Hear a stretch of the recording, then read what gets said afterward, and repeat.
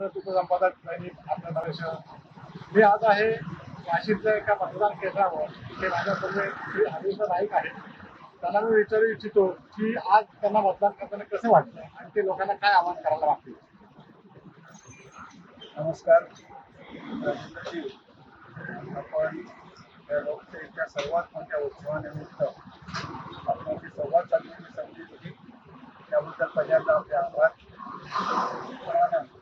लोकशाहीचा हा सगळ्यात मोठा सण आहे आणि या देशातल्या घटनेवर आधारित लोकशाही आहे आणि या लोकशाहीवरच लोकांचा प्रचंड विश्वास आहे आणि त्यांचा हा विश्वास ते मतदान करताना मतदानामार्फत वाजवतात तर त्यांचा विश्वास हा लोकशाहीवर दाखवतात.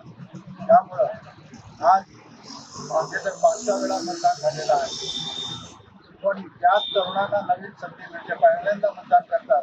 त्यांना आणि आमच्यासारख्या सर्व ज्येष्ठ नागरिकांना मी आवाहन करतो की आपण खरे जर या देशाचे नागरिक असाल, तुमचा घटनेवर जर विश्वास असेल, लोकशाहीवर जर विश्वास असेल तर लोकशाहीच्या या उत्सवामध्ये तुम्ही ताकदीनं हजर राहून आपल्याला घटनेने दिला मतदानाचा अधिकार बजावला पाहिजे, जेणेकरून या देशातल्या जी काही व्यवस्था आहे ती ठेवायची की बदलावायची याचा निर्णय हा आपल्या मतदानावर अवलंबून आहे. पुन्हा एकदा आपल्या सर्वांना विनंती करतोय की आपण जास्तीत जास्त संख्येनं मतदानात भाग घेऊन मतदानाची टक्केवारी वाढवून खऱ्या अर्थानं लोकशाहीची स्थापना करूया.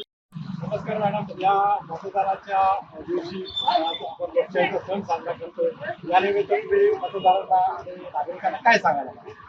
महाराष्ट्र विधानसभेचे होणारे इलेक्शनसाठी आपण महाराष्ट्राच्या प्रगतीसाठी आणि सर्वांगीण विकासासाठी माझी सर्व मतदारांना ही नम्र विनंती आहे की तुम्ही सर्वांनी आपला जो मूलभूत हक्क आहे तो जाऊन आज बजावा आणि सर्वांनी मतदान करा. नमस्कार. आता मी वाशीच्या एका मतदान केंद्रावर आहे. युवा आहे. मला विचारायला पाहिजे नमस्कार, माझं नाव अनिरुद्ध राजेश पाटील आहे.